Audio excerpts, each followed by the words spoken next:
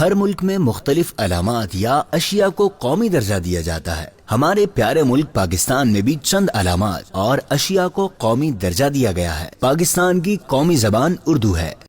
پاکستان کا قومی لباس شلوار قمیض ہے۔ پاکستان کا قومی پھول چنبیلی ہے۔ پاکستان کا قومی پرندہ چکور ہے۔ پاکستان کا قومی جانور مارخور ہے۔ پاکستان کا قومی پھل آم ہے۔ پاکستان کا قومی مشروب گنے کا جوس ہے۔ پاکستان کا قومی نعرہ پاکستان کا مطلب کیا، لا الہ الا اللہ ہے۔ پاکستان کی قومی مٹھائی گلاب جامن ہے۔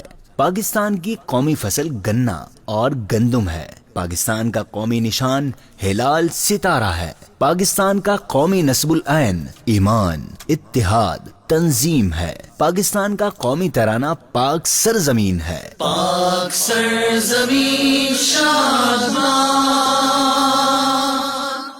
وطن عزیز پاکستان مسلمانوں پر اللہ پاک کی بہت بڑی نعمت ہے۔